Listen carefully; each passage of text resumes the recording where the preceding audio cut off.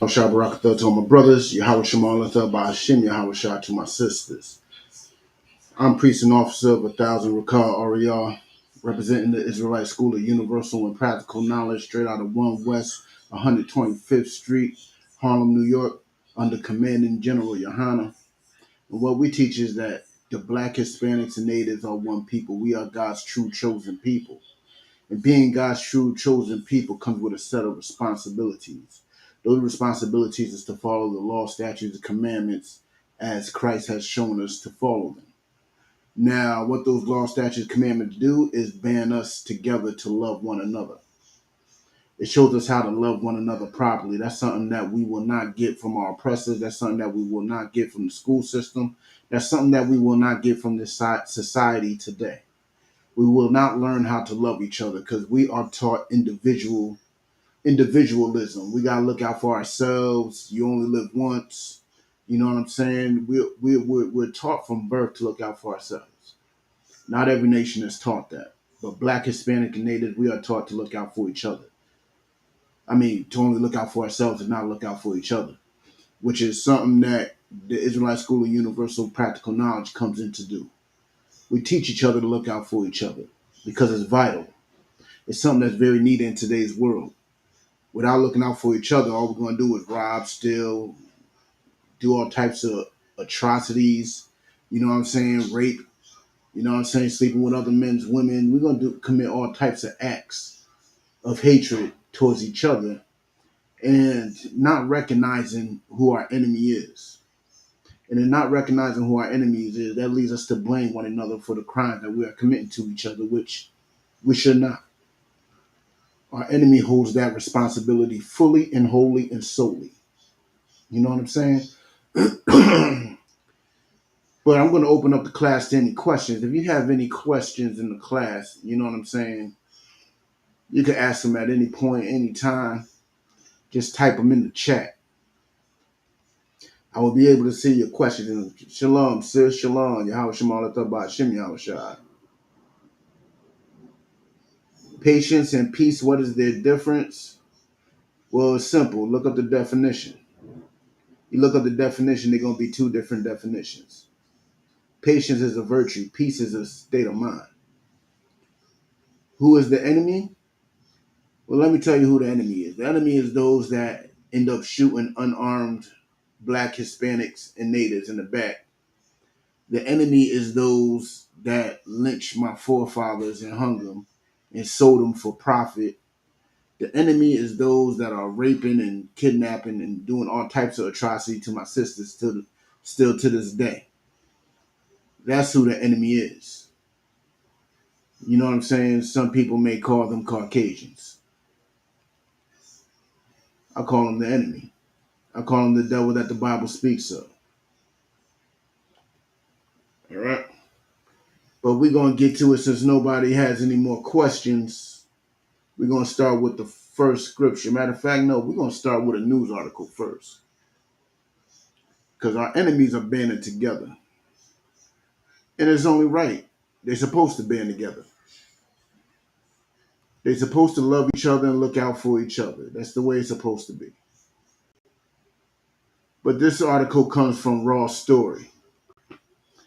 And it's titled, Neo-Nazis are targeting Boston for recruitment to their groups. Here's why. Now, we see in Boston how the Nazis are dominating the news in Boston, right? Now, with that being said, is what they're doing wrong? No. Are they doing anything illegal? No. They're banding together, which is what the ISUPK is trying to do. We're trying to get our people together because our enemy is going to come. See, what you got to understand is Commander General Yohana was speaking about this way before Barack was in office.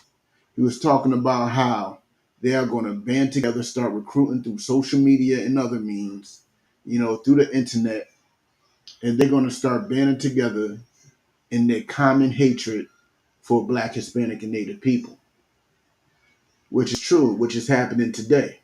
And you see it all over. Hold on, how come on? See, That's where you're wrong. We do read from the Torah. We read from the Torah, the Tanakh, and the Gospel. You know what I'm saying? In fact, I'm going to pull some Torah scriptures today. On Thursday, Boston.com reported how neo-Nazi groups are targeting Boston as a recruiting ground for their organizations and detailed how they are doing it. Spurred by groups like Patriot Front and National Socialist Committee 131, hateful propaganda, flash demonstrations, and full-on marches have captured the attention of residents and officials alike. Reported Ross Christiello, I don't know. Massachusetts had the fourth highest level of hate propaganda activity in America last year. The fourth highest. But if you let our politicians tell it, they tell you there's no racism in Massachusetts. There's no in Boston. Boston's not the most racist city. Well, let me tell you something. Boston has a level of racism not held in many other places. Boston's very racist. Extremely. According to a report released this spring by the Anti-Defamation League, the Bay State only fell behind Pennsylvania, Virginia, and Texas on this front. Wow. So Philly got issues. You know what I'm saying? Virginia got issues. Texas got issues.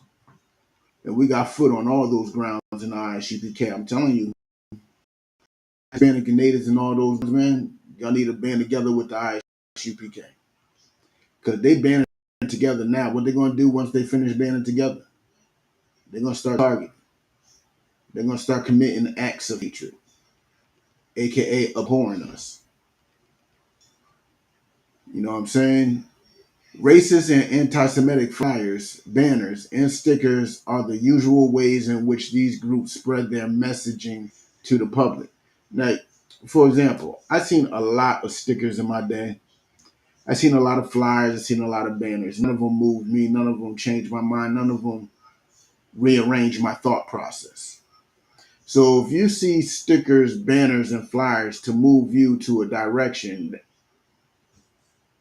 like the Nazis, you either had that mind state from the get-go or you're weak. You're weak-minded. You're easily moldable. You know what I'm saying? Nobody wants anybody like that. So it's either or. You're either weak-minded or you agreed with them from the beginning. No sticker, banner, or flyer is going to make you change your mind on anything. You know what I'm saying? Let's continue. In 2021, the Southern Poverty Law Center tracked 14 hate groups in Massachusetts, said the report. Patriot Front, the group that marched through Boston in early July was literally the 4th of July. It was literally the 4th of July. And allegedly assaulted a black activist, that's alleged, was found by the ADL to be most active in 5 particular states, including Massachusetts. Nationally, Patriot Front was behind more than 82% of propaganda incidents. So they the one that's spreading their message the furthest. You know what I'm saying? They doing the highest recruiting. They, you know what I'm saying? They getting their name out there more than NSC, more than all these other groups, more than KKK, everything. They the one that's grown the quickest, right? According to the report, NSC 131 is one of the groups most radicalized by true Nazi ideology. So NSC 131, that's the group that was in the South Boston's St. Patrick's Day parade with Make South Boston White Again, holding a big banner that said Make South Boston White Again, because because the gentrification of, Mattapan, Dorchester, and Roxbury is pushing blacks and Hispanics further out from those areas, which is like South Boston. You know what I'm saying? North, you know what I'm saying? Quincy, so forth and so on. They pushing us out, and now we're taking over places that was typically and nationally known to be very Caucasian oriented places. You know what I'm saying? But let's continue. Radicalized by true Nazi ideology. So they are the truest. They're not growing as fast as Patriot Front, but they are the truest. They hold true to the Nazi ideology of the German regime of the Third Reich. You know what I'm saying? They hold true to that ideology. Members of the group see themselves as soldiers at war with a hostile Jewish controlled system that is deliberately plotting the extinction of the white race, according to the ADL. Because a lot of them do believe in that what they call it, the replacement theory. The replacement theory is that theory that was in that Buffalo shooter's writings when he committed that act, that egregious act. He was writing on the replacement theory, which is well, white people believe they are being replaced in their country on this planet. Period. They are being extinct. I mean, they're being, their numbers are lowering. You know what I'm saying? They got a whole bunch of theories behind it. But let's continue.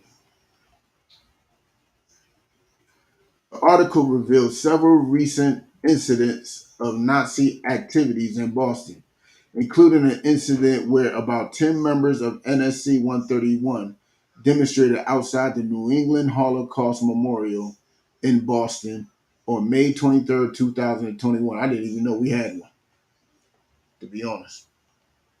The Boston got a history when it comes to the Nazis. Boston has a very strong alliance with the Third Reich. You know what I'm saying?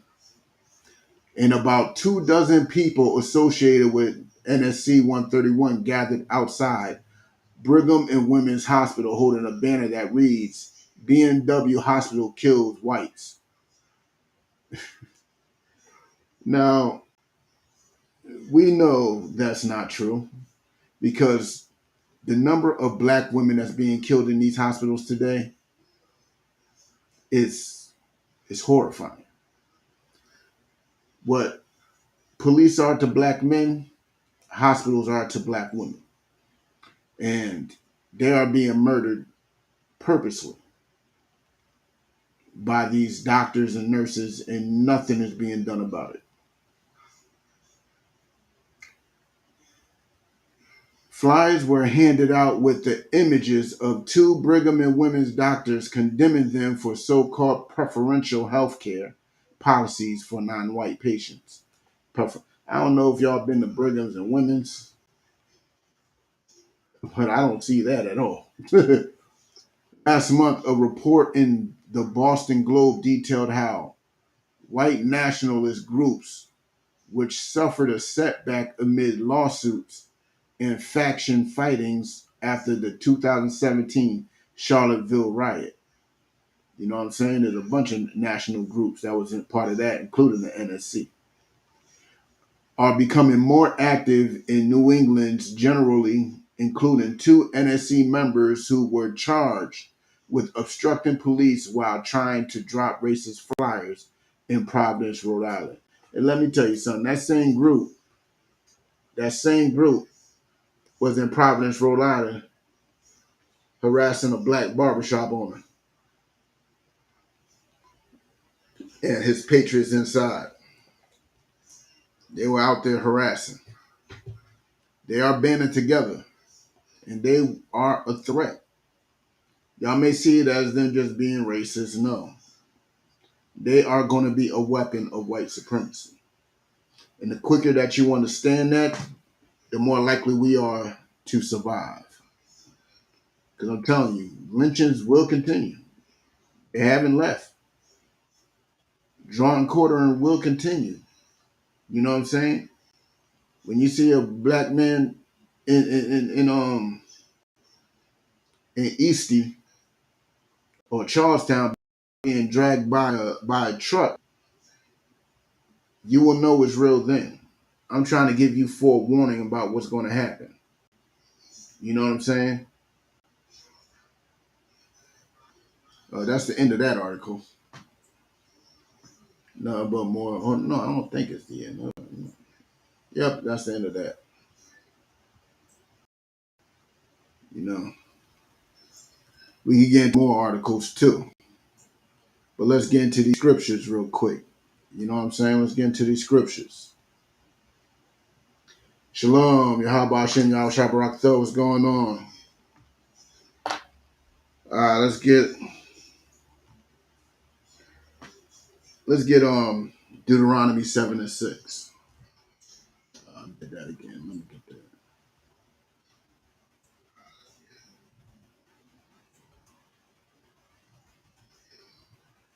Let's get Deuteronomy 7:6. And if you want TikTok, if you want TikTok and you want to see the scriptures we going over, just go to Facebook or Twitter or YouTube. I'm broadcasting live on those platforms also.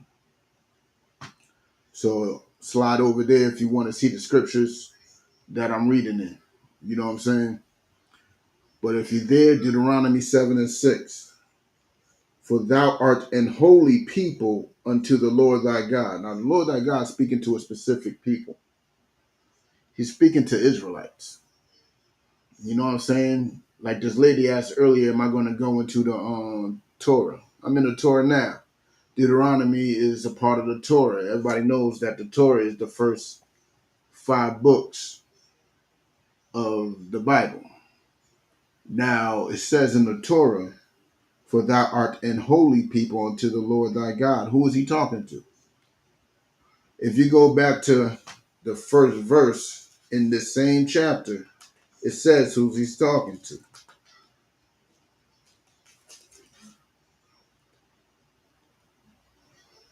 Right? It says Deuteronomy chapter 1, verse 1. Bear with me. Here we go. These be the words which Moses spake unto all Israel on this side of Jordan in the wilderness. See, you go to the first verse, it tells you, it puts everything into context. Moses speaking to the Israelites. And in 7 and 6 it says, for thou art an holy people unto the Lord thy God. What does the word holy mean? Does the word holy mean anything, super, how you say it? Righteous or spooky or, you know what I'm saying? No. The word holy just means separate, set apart. You're not like everybody else. So the God of this Bible is telling Israelites they're not like everybody else. They're special. They're set apart. They different. They different. Everybody else, they weirdos. But y'all special. Let's continue. The Lord thy God hath chosen thee to be a special people unto himself. The Lord thy God has chosen us to be a special people unto himself. We're special. The Israelites are special. The Black, Hispanic, and Native people are special people. You know what I'm saying? They are special people. They're not like everybody else. They are not like everybody else. They are set apart. So if you're set apart, you got this group of people right here that's all family and blood, and then you got everybody else. So the small group of people are together by themselves, and everybody else is doing their thing. We are that small group of people. The Black, Hispanic, and Native people are those small group of people. We are that group of people that is special unto the Lord thy God. Let's continue. Special unto himself, above all people. Hold on. It says above all people. What does that mean? We are special above all people. That sounds like a hierarchy. That sounds like favoritism. We are special to him above all people. Let's continue. That are upon the face of the earth. If you're not an Israelite, what are you? You could be an Asian. You could be an Asian. If you're not black, Hispanic, or native, you could be an Asian. You could be a Caucasian. You could be an African. You could be East Indian. You could be a Russian. You could be a Polynesian. You could, well, guess what? You are on the face of the earth. And being black, Hispanic, and native, guess what? That puts you above everybody else. And we should act like that. These ain't my words. These are words straight coming from the Bible. Straight up and down from the scriptures. You know what I'm saying? We are a special people above all people that are upon the face of the earth. It's just that simple. Now, as special people in these times, what should we do? We see our enemies banding together. Why aren't we? Why aren't we banding together? Did the scripture say that we should? Let's see. Let's go to Zephaniah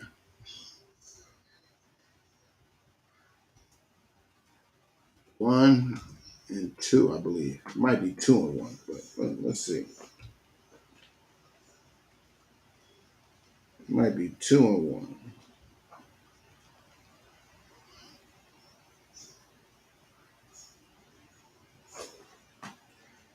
Bear with me. Zephaniah is a very small book. Here it is. Yes, 2 and 1.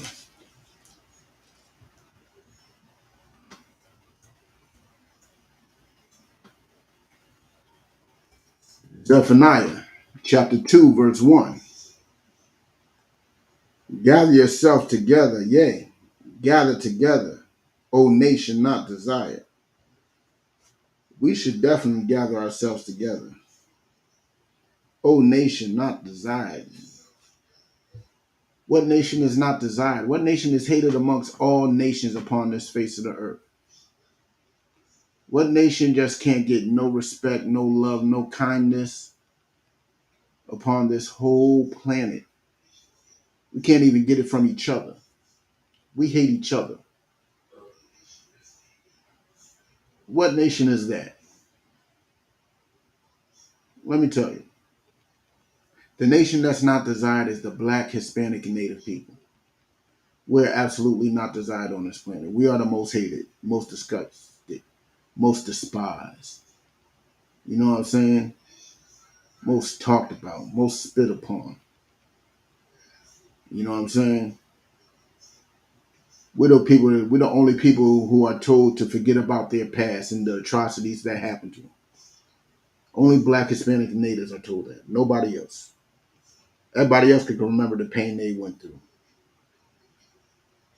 Everybody could remember 9/11. You know what I'm saying? In fact, they darn near turned it into a holiday. Everybody could. They can't forget about the Holocaust. No, not at all. They can't forget about D-Day.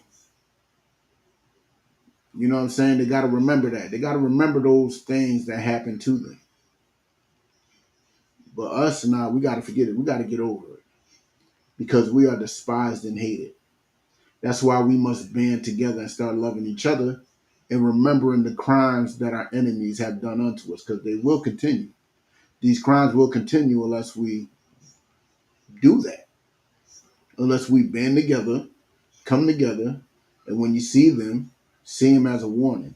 And cross the street when you see them. You see how they treat us when a black man's walking down the street, they clutch their purse and cross the street? We should be doing that because they got that reputation of stealing, robbing, murdering, raping.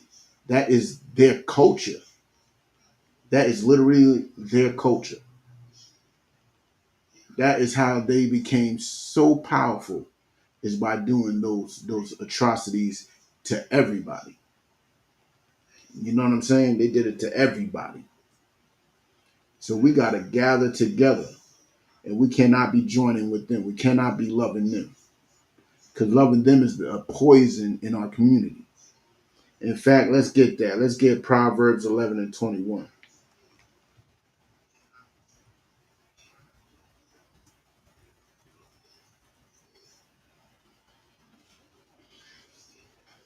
Let's get that. Proverbs.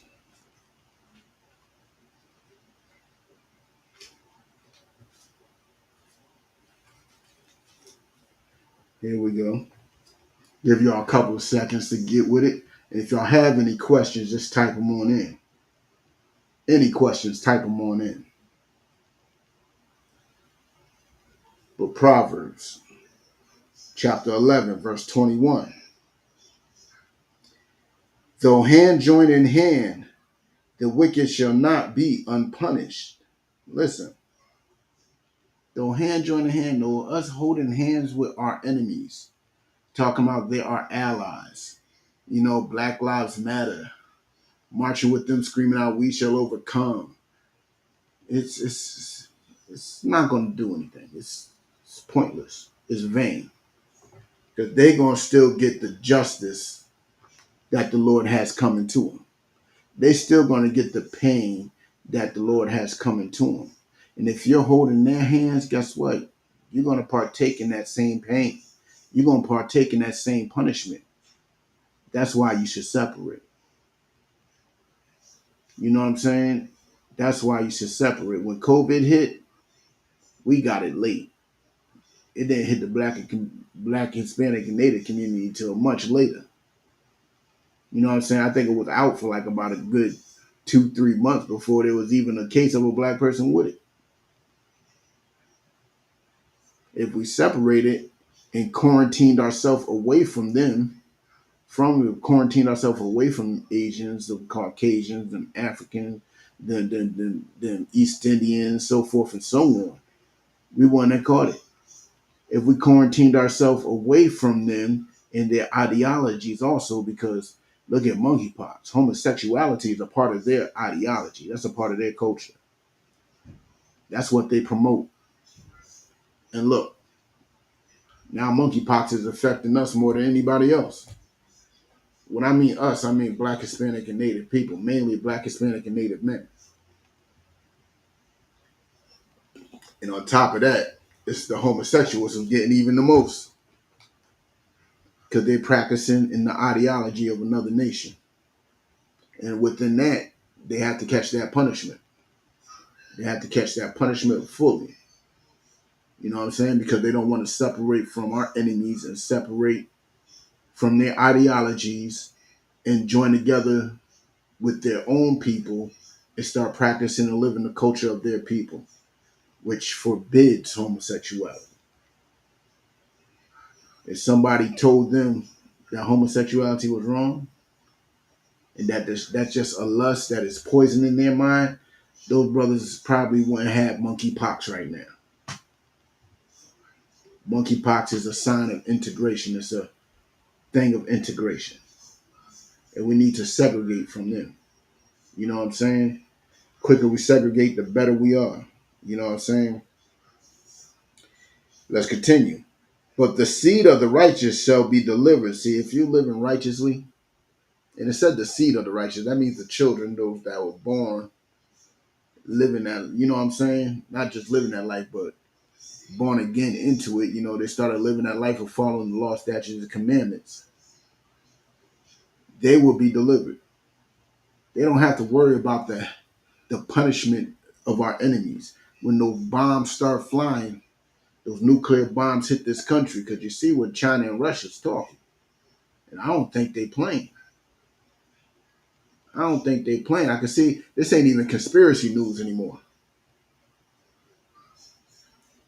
This is full on national news now. I know probably like 5 years ago, not even, probably 3 years ago, us talking about nuclear war, you would have been like, ah, you're nuts. That's only something on the conspiracy channels on the backlogs of it. Like, nah, it's in your face even to this day. It's on national news now. These people have nothing but plans on destroying this country. I plan on being delivered. You know what I'm saying? I plan on not being a part of it at all. You know what I'm saying? Let's go to first Esdras in the Apocrypha to explain further Why we should separate from them and start loving each other. First Esdras, I believe, 884, I believe. Get this apocrypha part.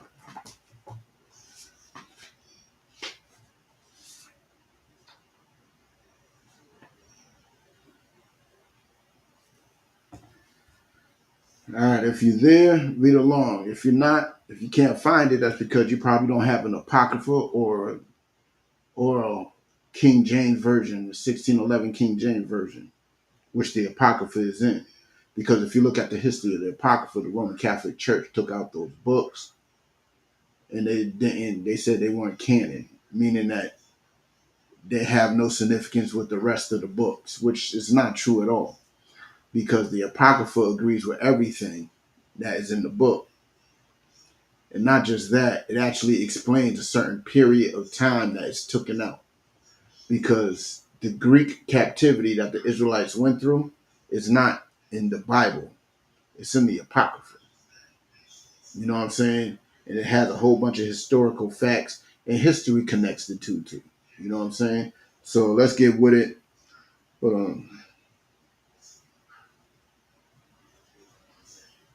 yeah, I'm gonna start with 84 anyway. You know, that's not the point I'm trying to make, but let's get there anyway.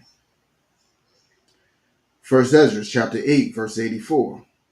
Therefore now shall ye not join your daughters unto their sons. What does it mean to not join their daughters unto their sons? What does that mean?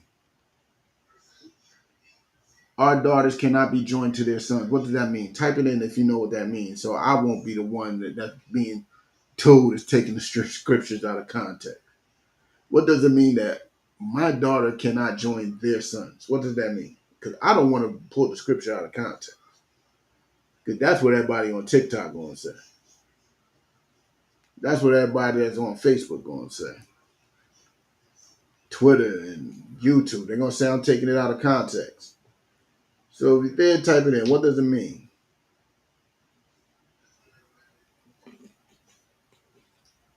Okay, no response, no response. What does it mean when it says, the 8, verse 84? Therefore now shall ye not join your daughters unto their sons. I'll bring it even further for you. Maybe that'll help you with a little more clarity. Neither shall ye take their daughters unto your sons.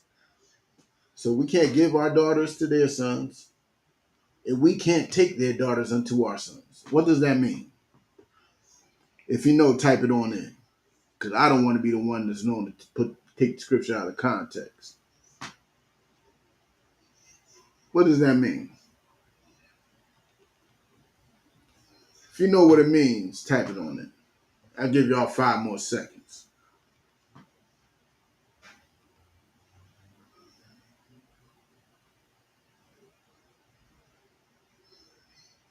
All right, I'm going to tell you. It's against interracial relationships. I should not be giving my black princess to a Caucasian son, to an East Indian son, to an Asian son. I should not be doing that. And I should not be taking their Caucasian daughters unto my sons, or their East Indian daughters unto my sons, or their Asian daughters unto my. I should not be doing that. That's a sign of segregation. We should not be marrying them. We should not be marrying them. You know why? Because marriage all through history has been a sign of peace. Peace treaties was made like that. You know what I'm saying? A nation would make a princess from one nation will marry a prince from another. Next thing you know, that's supposed to be like an alliance, a treaty between the two nations because they're family now. We ain't supposed to have that. We ain't supposed to have no alliance or treaties with any nation. We stand alone. We supposed to stand alone. And let me prove it even further.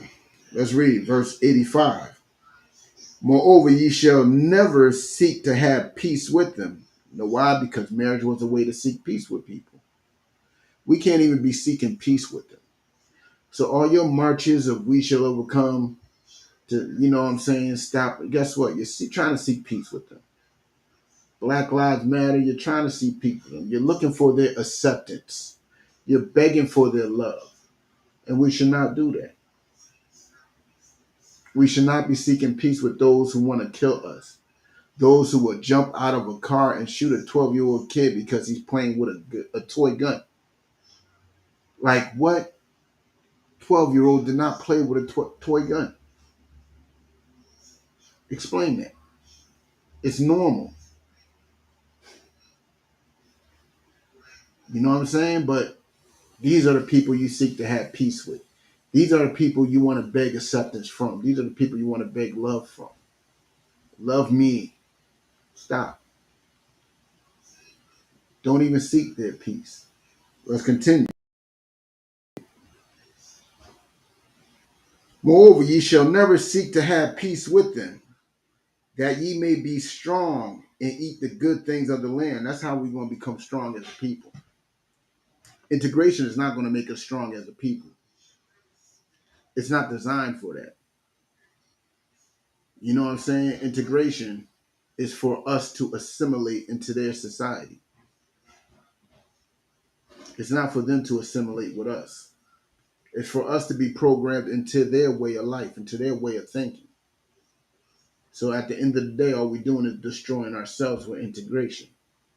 But with segregation, we will become stronger.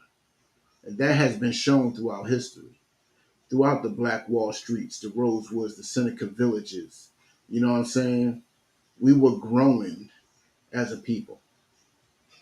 Our marriage was stronger. A man had his women and his kids in his house. Yes, when I said women, it was plural. You know what I'm saying? That is strength. The family unit is strength. You know why? Because the family unit is the base of any society. If you don't have a strong family unit, guess what?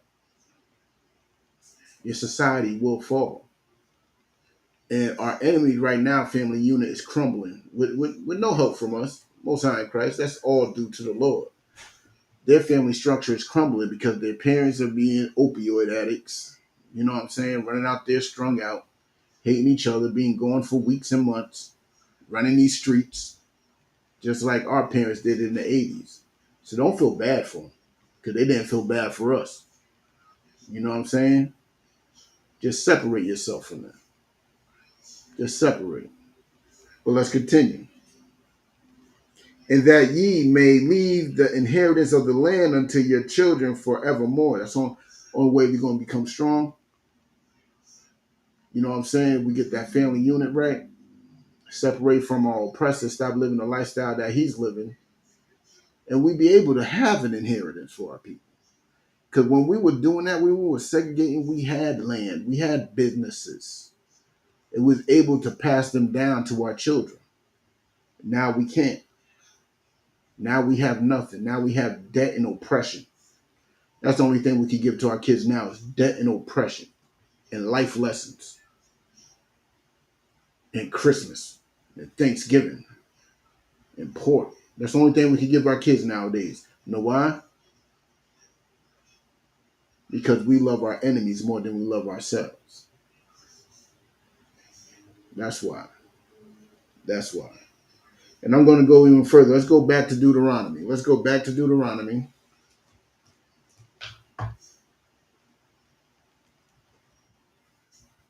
Deuteronomy, I believe it's 23 and 6.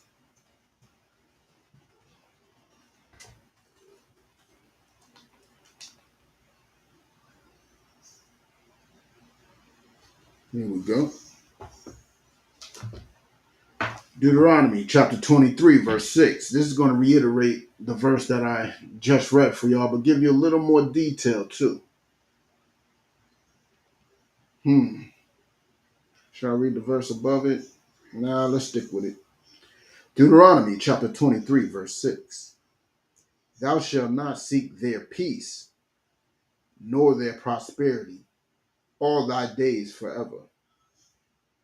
We shouldn't seek their peace, nor should we seek their prosperity.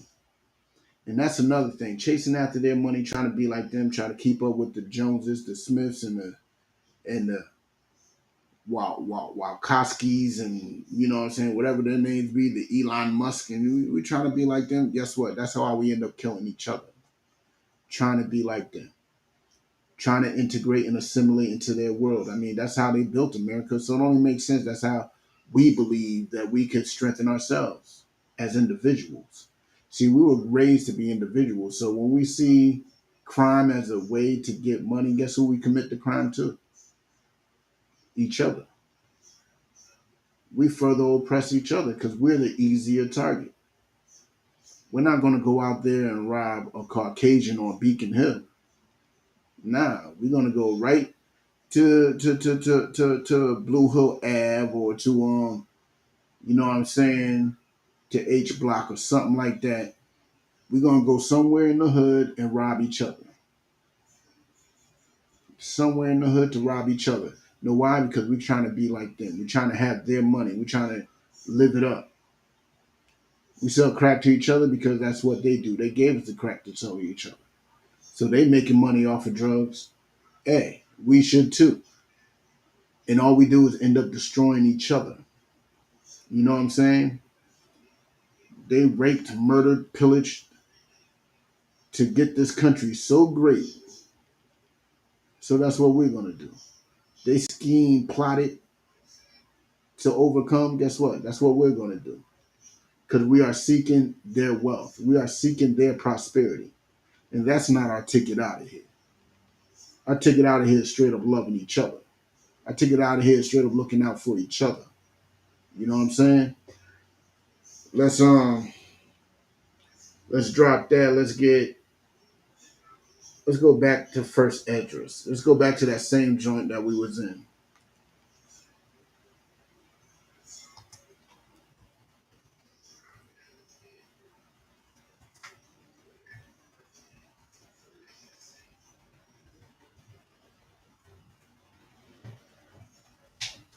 I never left it. Let's go back to it. Let's drop down to verse 87. And did his give us Salah. And this give unto us such a root, but we have turned back again to transgress thy law. Like that's our problem. Us sticking together and loving each other and following these law, statutes, and commandments and not seeking their peace or their prosperity, that was our root.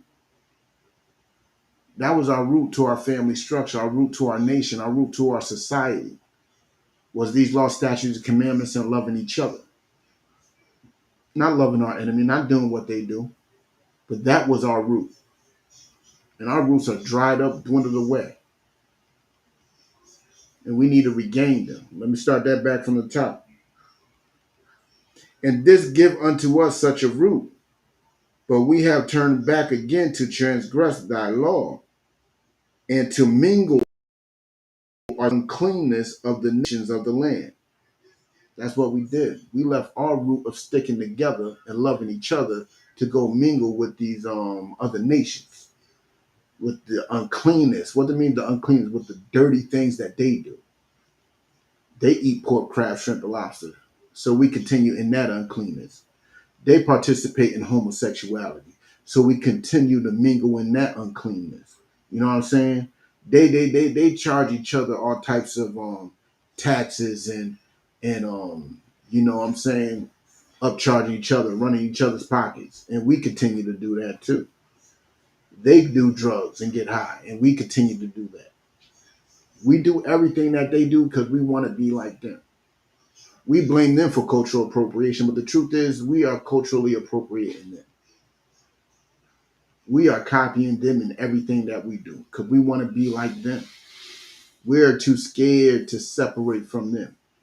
We are too scared to join together and love each other because sooner or later we're gonna have no choice but to. It's gonna be a hard thing to do. But sooner or later, when you're seeing brothers just getting shot randomly for no reason, just walking down the street like by a regular Caucasian, like no, just pulls out a gun, just pops. Not like the school shooter, just walking down and says, "F it, pop." That's going to happen on all the time. It's going to be a regular thing, and it's going to be a shock. They're going to put their hatred literally right on their chest. You're going to see it. You're going to see their hatred for us. It's going to be right on their chest, but we will be forced to band together then. Why not do it now? That would cause for less lives to be lost. You know what I'm saying? That would cause for less lives to be lost if we band together now. Instead of waiting for something horrible to happen for you to see that we should stay away from them. Because they're going to show us. They are for sure going to show us. So let me read that from the top again. And this give us and this give unto us such a root, but we have turned back again to transgress thy law, and to mingle ourselves with the uncleanness of the nations of the lands. What does that mean? That means we're following their gods too. Christianity, Islam, Buddhism. You know what I'm saying? They got this thing called voodoo, hoodoo. You know what I'm saying? They got all types of things that black people are mingling in. Astronomy, astrology, with the horoscopes and all that. We are mingling ourselves in a whole bunch of unclean these other nations. And we are losing our root. That's why we're at the bottom. That's why Black, Hispanic, and Natives are at the bottom. Because the simple fact is we do not know how to detach ourselves from our enemies. You know what I'm saying? But let's continue. Let's drop that. Let's stay in the Apocrypha. Let's go to Ecclesiasticus 12.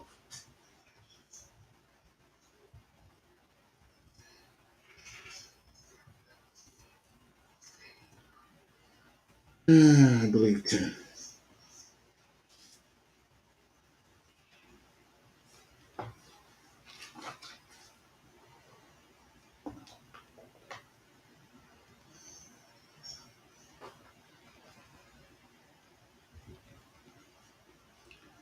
Okay, give y'all a second to get there. If y'all don't got it, just bear with me. Make sure everybody's there and y'all can read along. All right? And if you have any questions, type them on in. Let me see what's been typed in so far.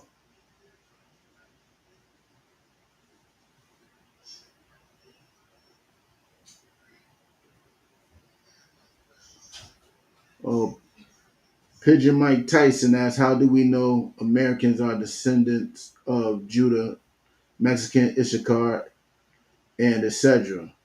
Okay, that's a whole large breakdown, but I'm going to give it to you. We have Genesis 49, Genesis 25. Read those, and you're going to see certain blessings and curses. Don't forget Deuteronomy 28. Through those three chapters I just gave you, there's blessings and curses that fit certain people. Like Deuteronomy 28 explains who all Israel is.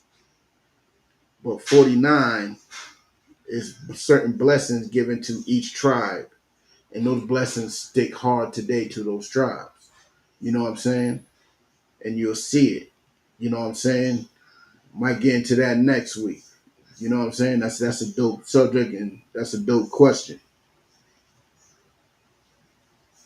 Any other questions? No? All right. Ecclesiasticus chapter 12, verse 10. Okay, this is the bottom line of it. This is the bottom line of everything. Never trust thine enemy. Period. This is the Bible. This ain't my words. It clearly said, never trust thine enemy.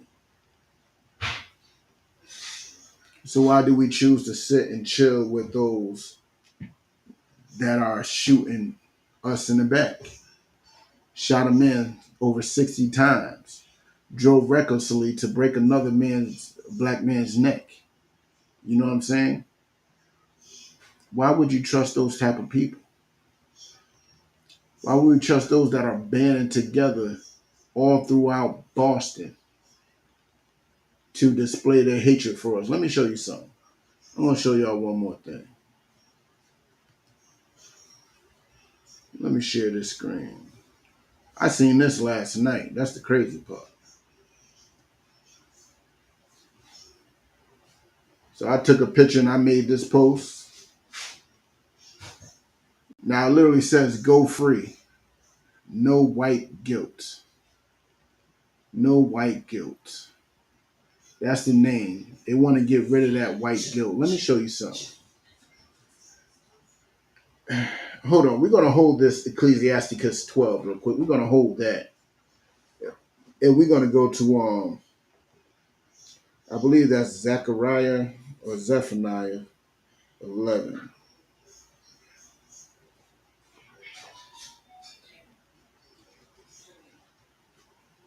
Here we go. Zechariah. Yep, it's Zechariah 11 and 5. Whose possessors slay them. Our possessors are slaying us. You see what they do. They shot the brother 60 times. You know what I'm saying? They slamming brakes. You know what I'm saying? They killing brothers who just walking through a neighborhood with Skittles and Arizonas.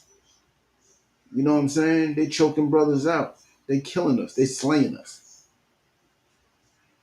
And they doing it more than what they showing. They just only want to show you it during election time. And election time is going to start in November. So they brewing it up just in your heart so you can start talking about voting.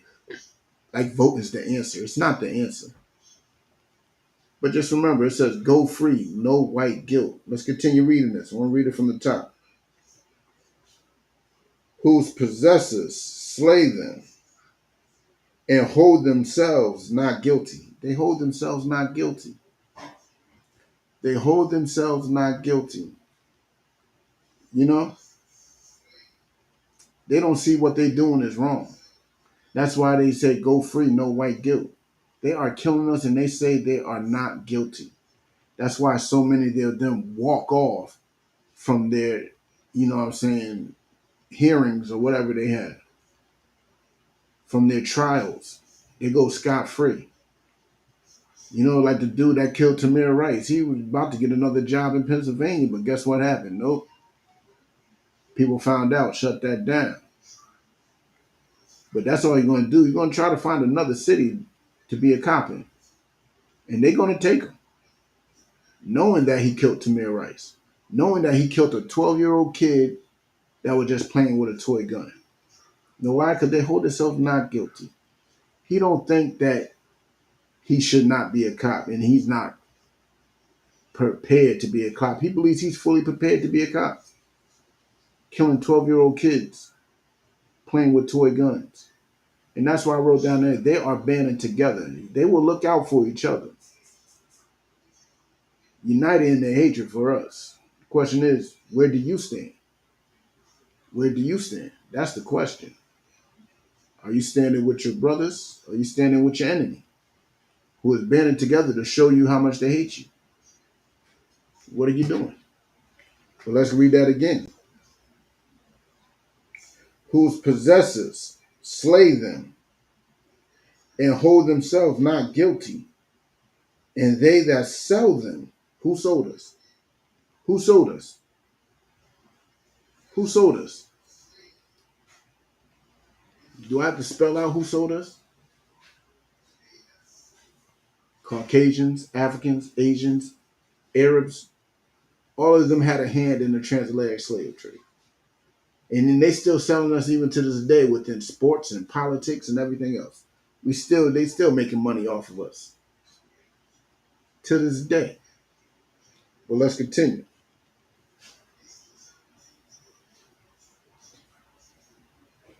And they that sell them say, this is what they say: blessed be the Lord, for I am rich, and their own shepherds pity them not, man.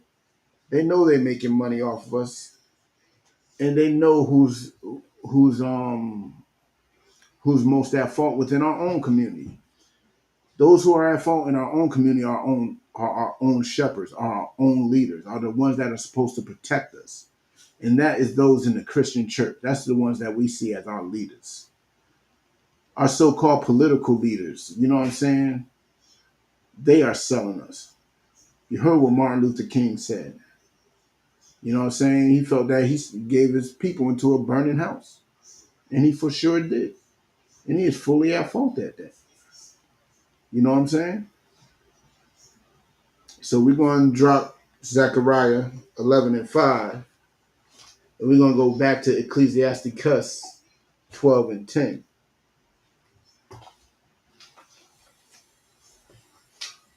We're going to read that back from the top.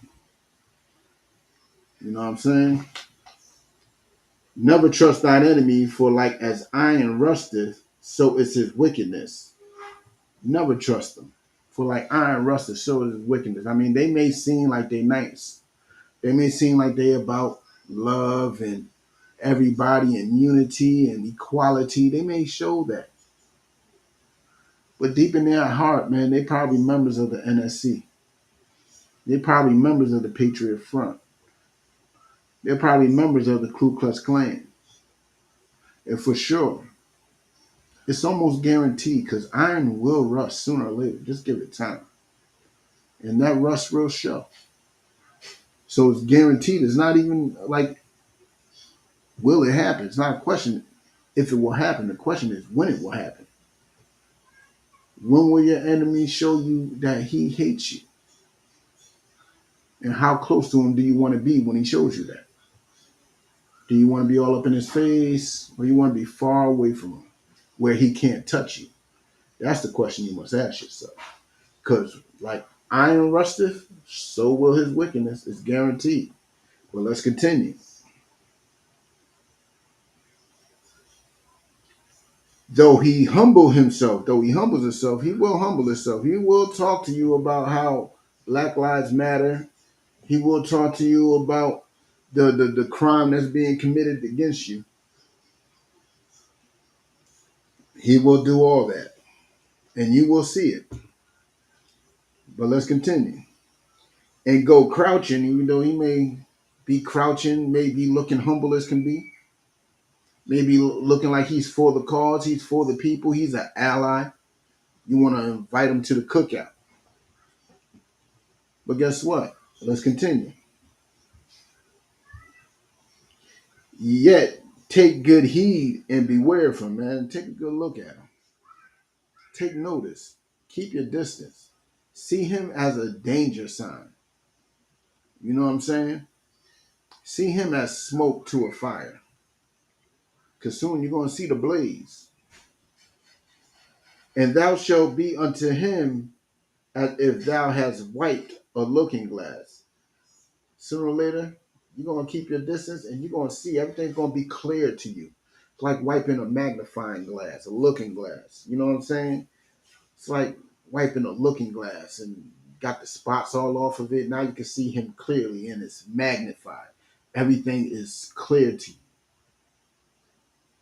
You know what I'm saying? Let's continue. And thou shalt know that his rust have not been altogether wiped away. Now you know that you can't trust him. You should not trust him. You know what I'm saying? There's a lot of black women who are missing right now because they trusted some some Caucasians. They trusted some white people. They go to their parties, you know what I'm saying? And they end up missing or they end up dead. And nobody knows what happens. And nobody knows what happens to that sister because she didn't see the rust. She believed that they loved her. They accepted her. That's what she believed. And let me tell you, they will not. They will not. Let's continue. Set him not by thee, lest when he have overthrown thee, like don't set him by you, because he will overthrow you. His whole plan is to take you out. That is what his plan is. He will deceive, because that's why we call him the devil, because the word devil just means deceiver.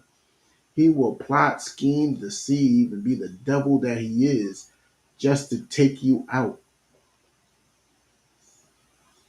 That's his whole motive. So why would you want to be near them? You see them gathering together, wearing gator masks, not showing their faces, because they, cowards. At least us in the ISUPK, we do what we do with no mask, right in front of everybody, telling them who they are, reminding them of the crimes that they committed against our people. We're not cowards. See our face. You know what I'm saying? But let's continue. Set him not by thee when he have overthrown thee. He stand up in thy place, neither let him sit at thy right hand. Oh yeah, let's go back to that sit at that place. You know what I'm saying? You have them too close to us, man. They're gonna try to take over and try to beat us. You know what I'm saying? Look how many things that we thought that was ours. We had too many of them around us for too long. We invited too many of our cookout. Now they up in there dancing like they us. They getting comfortable. You know what I'm saying? They getting real comfortable. Now they think they correct. You know what I'm saying? And sooner or later they're gonna think they can say the N word, and they will say the N word, and they will look at you as if what you're gonna do. I didn't mean it like that, bro. We grew up in the same neighborhood. Same. Nah, they're gonna show their hate. It's for sure gonna show. You know what I'm saying? Let's continue.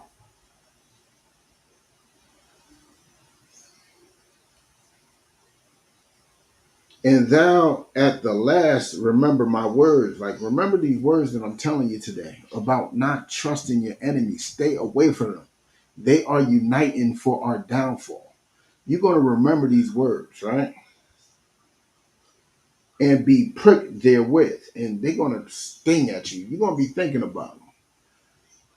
You're going to be going out for a drink with your so called white friends, your so called Asian friends, your so called whoever.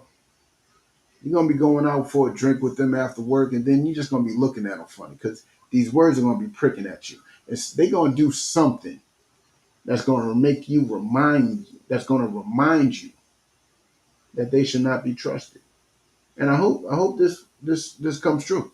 I hope that you do see their rust. You know what I'm saying? Let's continue. Let's continue. Okay, here we go. Who will pity a charmer that is bitten with a serpent? Who will pity a charmer that is bitten with a serpent? What does that mean? You think that they could love everybody. You think that they love you. But the scriptures plainly out here says that, you know what I'm saying, who pities a snake charmer? So when you get when you get bit by the snake, how am I to feel? I'm giving you warning right now not to trust our enemies. You know what I'm saying? Hold on, what we got here?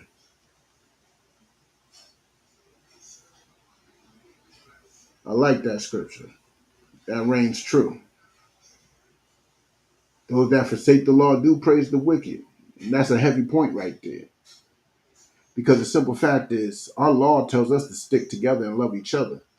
But if you want to forsake the law and love them and give them glory, you're going to have to fall with them. You're going to have to fall with them. You're going to have to be a part of their downfall because you're a part of their society. And I'm trying to tell you to separate from their society. You know what I'm saying? But let's continue. Who will pity a charmer that is bitten with a serpent, or any such as come nigh wild beasts? Because they are wild beasts. Our enemies are wild beasts. These Caucasian people are wild beasts. You know why? They do what they want. They're savages. And you come in there and try to charm them, you're gonna get bit. It's no different. I would see you as anybody that would go play next to a bear. Or see you as that what's that devil that went in the water and got killed by a stingray. Like, he wants to play with him. I don't feel bad for him. They in the water for a reason. We on land for a reason. Why are you playing with them? You know what I'm saying? We're Israelites, we're God's chosen people for a reason. Why are you playing with these heathens? So when you get bit by them, who's to feel bad? Granted, we will feel bad because we try to warn you.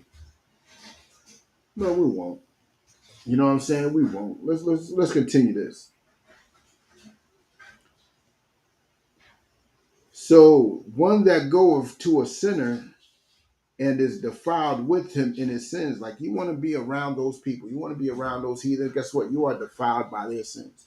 You are defiled by their customs of eating pork. You are defiled by their customs of homosexuality. You are defiled by their custom of their holidays. You are defiled by everything that they do because you are a part of them. You are taking part of them. And you are still joining them while they are joining together for your downfall. You know what I'm saying? Let's continue.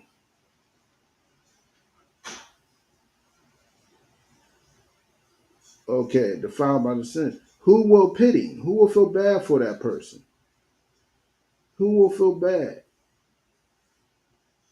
But just understand this. You know what I'm saying? Let's continue. For a while he will abide with thee, but if thou begin to fall, he will not tarry. Like I know some of y'all did some dirt out there with our enemies. Yeah. That's probably the only reason why y'all like each other because of the dirt y'all did. You know what I'm saying? Y'all smoking weed, getting high, getting drunk, and some things go down in such atmospheres. How many times have they stuck by you? How often do they run away from the situation? How often do they snitch? How often do they get lower sentences? How often? Very. They will not stick with you. They will not go down with you, especially when it comes to between you and their own. Go chill with your Caucasian homie and let a bunch of Nazis roll up on you. Let's see what he does. Think he gonna go toe to toe with them for you, or he gonna step to the side and see what you do? Ask yourself those questions. Let's continue. An enemy speaketh sweetly with his lips, but in his heart he imagineth how to throw thee into a pit. Like they could talk that talk, they talk that talk. But let's continue. He will weep with his eyes, but if he find opportunity, he will not be satisfied with blood. They were never satisfied with our blood. Our blood is never enough for them. Why you think a brother could get shot darn near 60 times? The blood spilling don't mean nothing. They got to make an example. They got to show you something. Our blood is never enough for them. They abort our babies. They do all types of madness to us, and they're your friends. They're your friends. For what? But let's continue. If adversity come upon thee, thou shalt find him there first. And though he pretend to help thee, yet shall he undermine thee. Like that's something that we gotta remember. Like even throughout the civil rights movement, y'all thought they were helping us. No, they was not helping us. All those Caucasians that helped us with the so-called civil rights movement, what was the end result? The end result was us assimilating into their society, giving up all our money unto them. So they got richer. All them so-called Jewish people, I emphasize the ish, that were part of the civil rights movement that like to remind you so much how they marched with Martin Luther King and all that. They will tell you, they will remind you of that. But guess what? All of them got rich off of it. All of them got rich off of it. There's not one poor Jewish man that was in the civil rights movement. You know what I'm saying? Not just that. You know what I'm saying? You got these marches today where black people are not setting off these riots and starting off the looting. It's them. It's them, not us. And y'all think they doing something nice for us. They did this, you know what I'm saying, with the housing projects, and look what happened to the housing projects. They don't take care of the projects, all they do is take our money. You know what I'm saying? With the work opportunity, equal employment opportunity. Look at that. That's not for us. That benefits white women, Jewish people, and everybody else better. Food stamps, welfare benefits everybody else more than us. You know what I'm saying? You think that they're doing something nice for us, but nah, it's not. It really benefits them more than it will benefit us. You know what I'm saying? Let's continue. He will shake his head and clap his hands and whisper much and change his countenance. Like, he should not be trusted, plain and simple. And you will see it in his face that he should not be trusted. And the quicker that you see it, the better off that you will be. You know what I'm saying? The better off you will be. Well, let's continue. Let's drop that. I was on that for a grip. Let's get Revelations 18 and 4. Nope, didn't mean to do that. Hold on.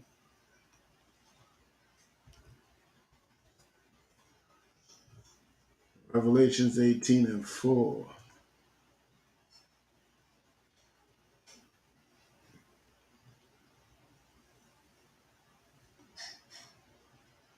Just to remind you, they have no shame.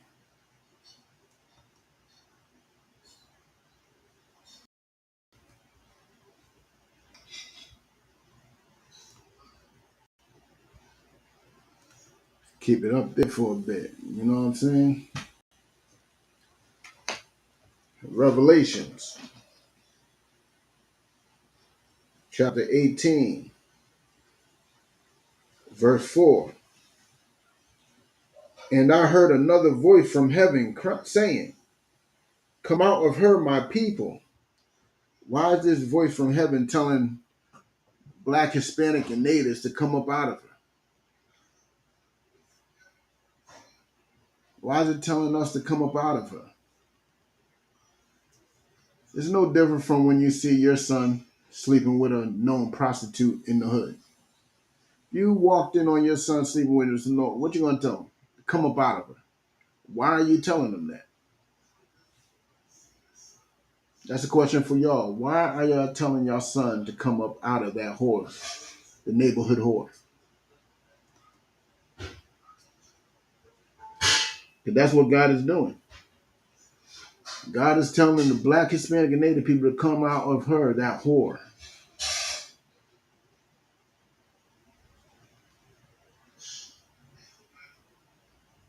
Let me tell you why he's saying he should come up out of that whore. You tell your son to come out of that whore because you don't want your whore catching whatever that whore got. And that whore got something. That whore got something for your son. For sure. Got all types of plagues, burnings, judgment coming for her. And your son will catch that judgment. And that's what God is doing. God is telling us to come out of this ideology and out of this, you know what I'm saying, society and this love for people that hate us. He's telling us to come up out of her. No different than you telling your son to come up out of a prostitute. Now let's continue. Come out of her, my people, that ye be not partakers of her sins. What is partaking of her sin? What is her sin? Drugs, homosexuality, bad dietary law, everything that is wrong with black, Hispanic, and natives is her sin. And we only do it because America okays us to do it. We only abort our children because America okayed us to do it. You know what I'm saying? We only do drugs because America brings the drugs into our neighborhoods. You know what I'm saying? So forth and so on. And to be partakers of a sin, you know what that means? That means we're going to catch that same judgment that she's going to catch.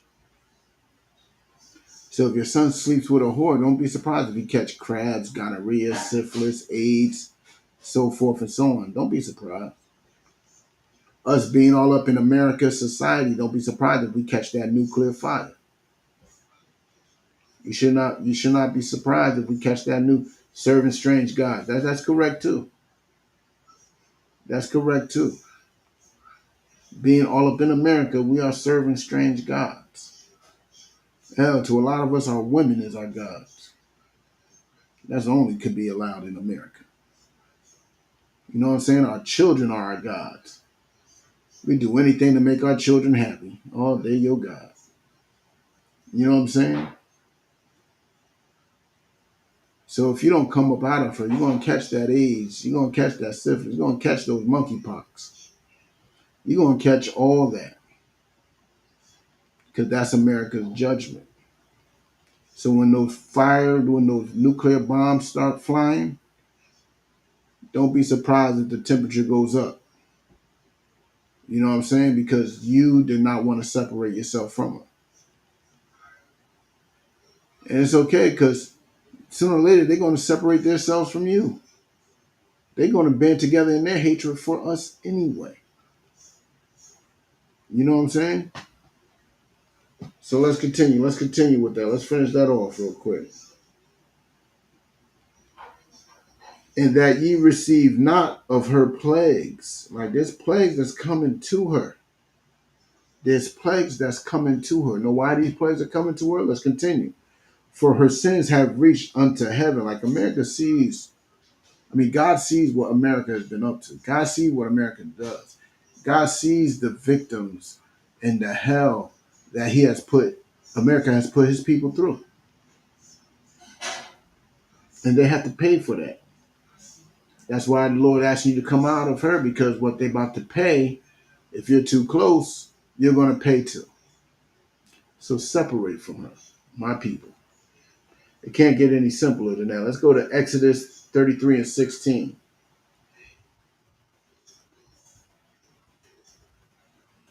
I did that again.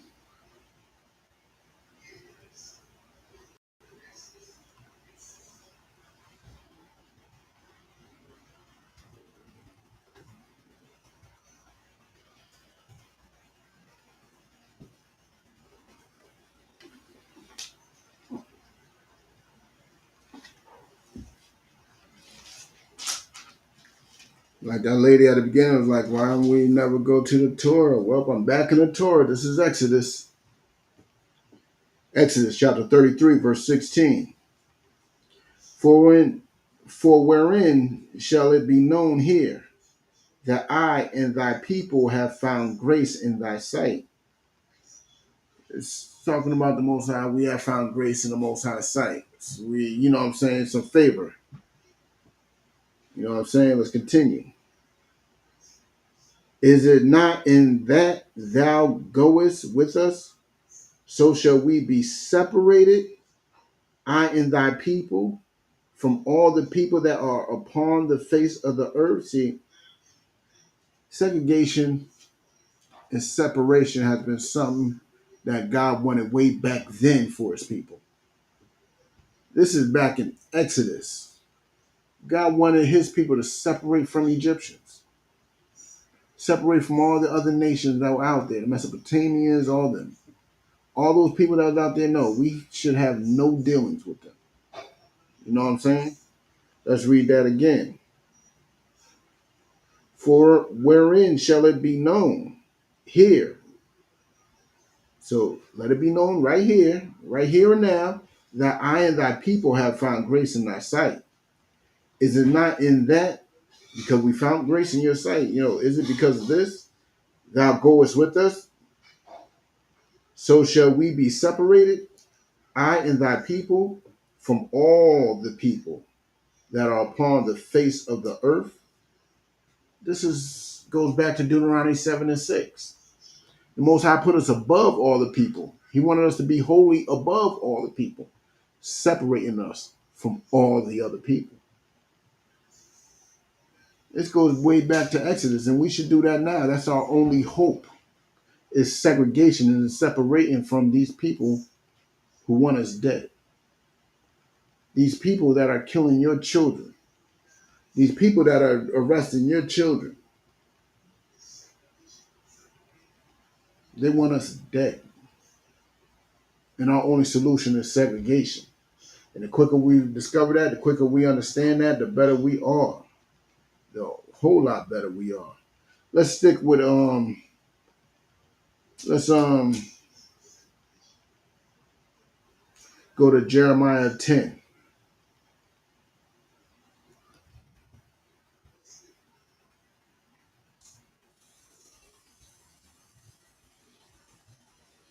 I believe I might start at 1. Might start at 1. All right.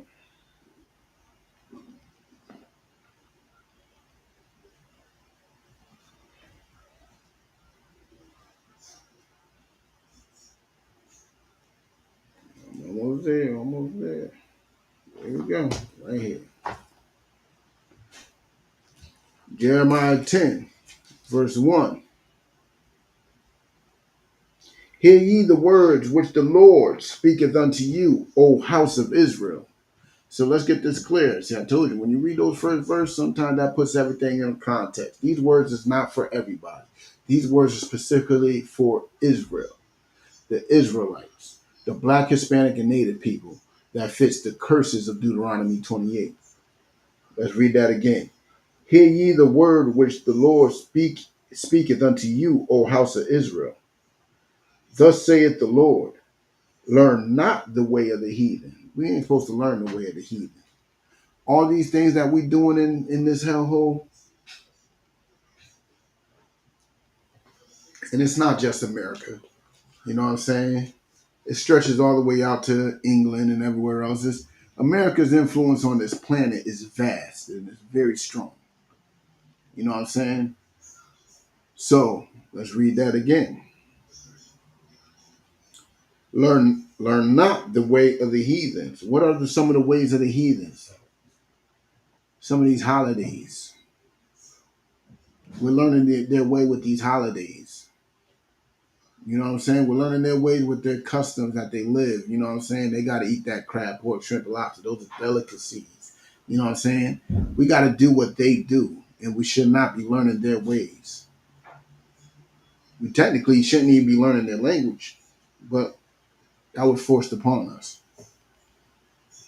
We're technically not supposed to be learning anything about them, period.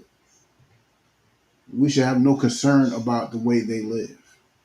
We should be doing our thing, forming our own society. You know what I'm saying?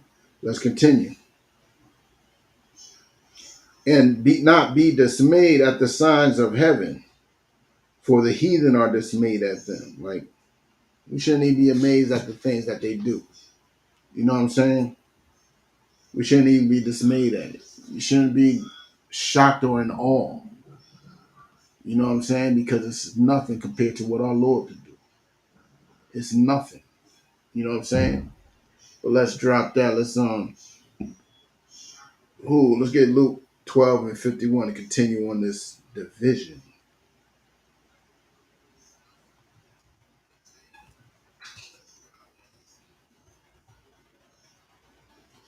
Now, this is in the New Testament. You Christians like the New Testament, right? Last I checked, that's what y'all believe in, the New Testament. Let's see what the New Testament says. You know what I'm saying? Sorry, I got one of those Bibles with the extra thin pages. You flip one, you actually flip 20 pages. You know what I'm saying? It's one of those types.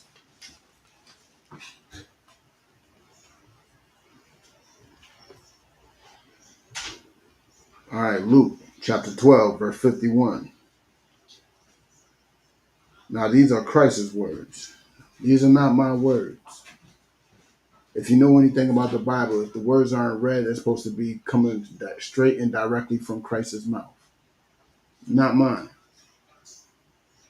So let's read this. Suppose ye that I am come. Listen. Suppose ye that I am come to give peace on earth. Like everybody think Christ is coming back to give peace on earth. Everybody believe Christ is coming to give peace. That's what we learned all through life.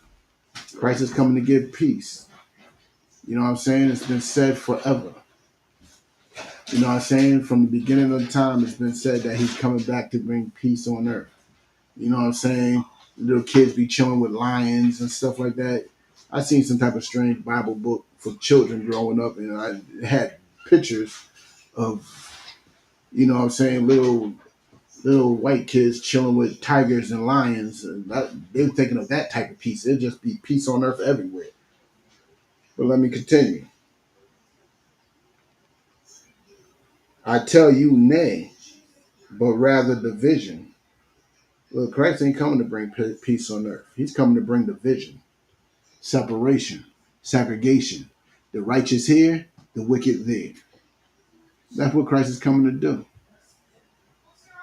And we should not be mingled with them. It's just that simple. It's just that simple. I don't even see the confusion in it. You know what I'm saying? I do not understand why everybody think Christ's coming to bring peace, going to be all happy, enjoy, and all hunky dory, but it's not. It's not. It's not. In fact, where do I want to go next? Can I go to First Maccabees? I'm running short on time. I got a whole lot of scripture.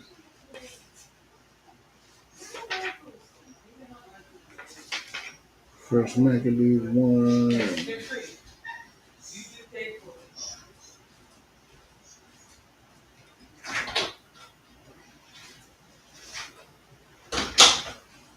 Uh, that's matter of fact. I'm going to bring this up just to show you how weak some of our people are.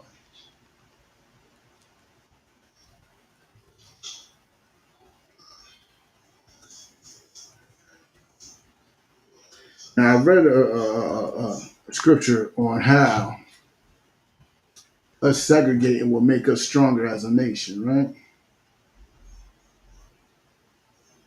I shown that. I shown scripture on how us separating from our enemies and separating from their culture and ways of life will make us stronger as a nation. But there are some out there of our people who are not strong enough to do this. And I'm going to tell you the type of mind state they're in. The mind state they're in is actually in the scriptures, all right? So let's get with it. Actually, let's start with 10. And there came out of them a wicked root, Antiochus, surnamed Epiphanes, son of Antioch, the king, who had been an hostage at Rome. And he reigned in the 137th year of the kingdom of the Greeks. So this is talking about Greek captivity. It's giving you a time and a place, giving you some understanding and some background. Now let's continue. In those days went there out of Israel wicked men. Now this is talking about the wicked men of our own people. These are the wicked men of our own people. Now I want you to peep the way they think and what they say. Peep everything. Who persuaded many, saying, let us go. So they persuaded many, saying they want to go somewhere. Let's see where they want to go. And make a covenant with them heathen that are round about us. For since we departed from them, we have had much sorrow. They wasn't ready to muscle it out and start their own. These wicked men of our own people are too scared to separate from the heathen because they don't have what the heathens have. Since we departed from them, we don't have the internet. Since we departed from them, we don't have our own transportation system. Since we departed from them, we don't have the currency of the dollar bill. Since, you know what I'm saying, there's a whole bunch of excuses. They just want to be tied and make a covenant with the heathen because they can't do it. And let me tell you what type of men those are. Those are those who eager and pressed for you to vote. You know what I'm saying? Those are those black politicians, those black clergymen. You know what I'm saying? Those black and Hispanic leaders of our community that just don't quite see the fall of America yet. They think America is going to be around forever, and it's not. It's going to fall just like every other country has ever fallen. You know what I'm saying? It's destined to do so. You know what I'm saying? That's the way the wicked of our people think. You know what I'm saying? But here's what you must understand: God doesn't think like that. You know what I'm saying? God wanted us to separate from other people. And if you don't believe me, I could go to a scripture where God wants us to separate from other people. Let's go to Leviticus 20 and 24.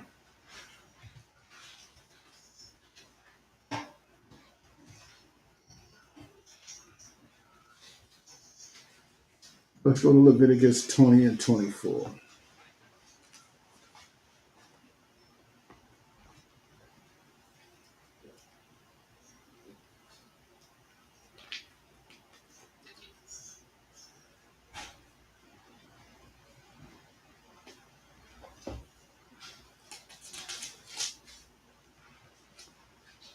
All right, hopefully you're there. If you're there, read along with me, all right? Leviticus chapter 20, verse 24. But I have said unto you, ye shall inherit their land, and I will give it unto you to possess it, a land that floweth with milk and honey. I am the Lord thy God, which have separated you from other people.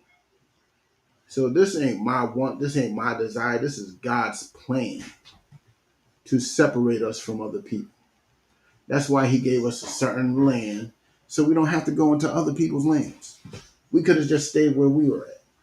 We could have been at peace. God separated us.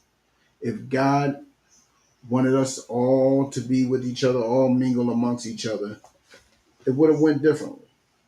It would have went differently. You know what I'm saying? We all would have been together, kumbaya, but no. God literally had us joined together and separated us from everybody else. And that's what we must do as Black, Hispanic, and Native people.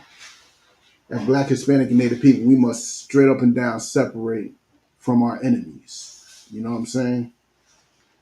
But let's go to another scripture. Let's go to Matthew 25. Let's go back to the New Testament since so many Christians don't think. You know, so many Christians don't think like this. They don't think like God is about them. They think God is all about love and peace and joy and happiness. So I'm going to go to Matthew and not just show, I already showed them that Christ was about segregation. Let's take it further. You know what I'm saying? Let's take it a little bit further.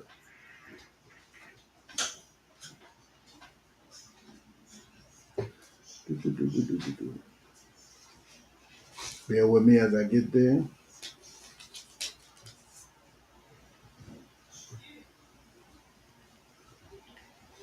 Matthew chapter 25, verse 32.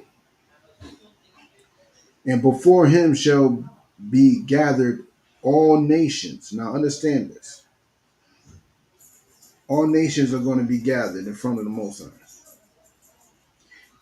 And he shall separate them one from another. So they're going to be separated one from another, right? Hold on. And shall be separated one from another, as a shepherd divided his sheep from the goats. And we all know who the sheep are. Who is the lost sheep of the house of Israel? The Black, Hispanic, and natives. Those are the sheep. There's going to be a separation, a segregation.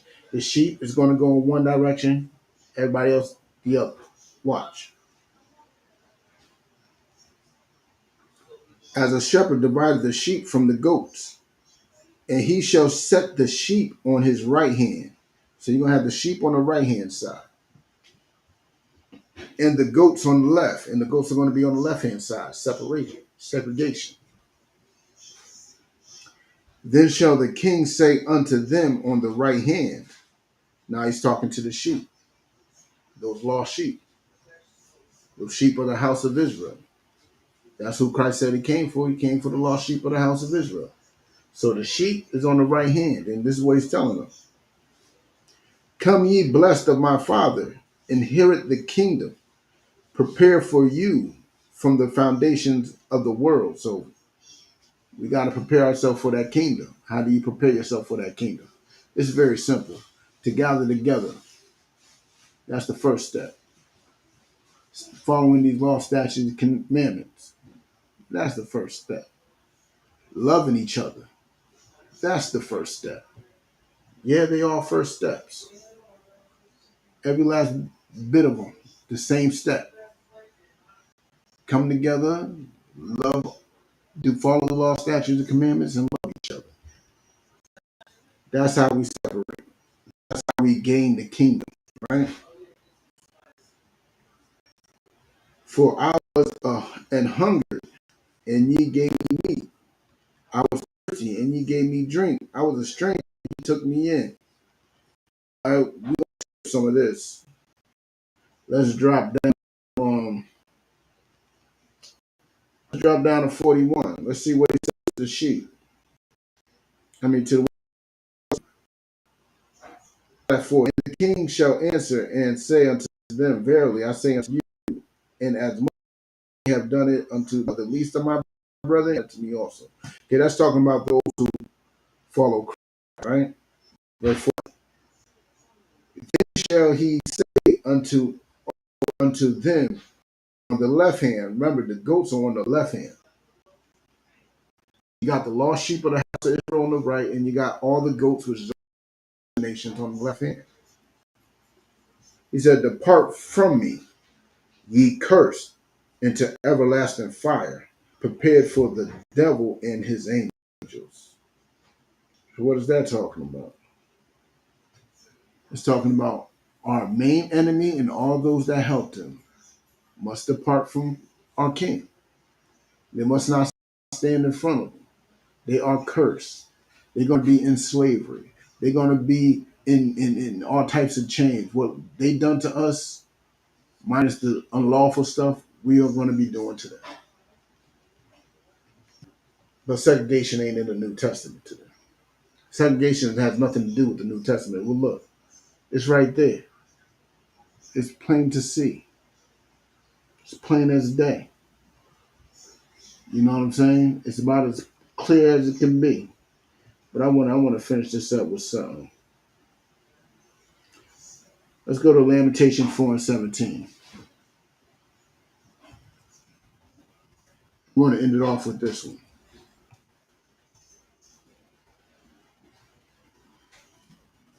All right.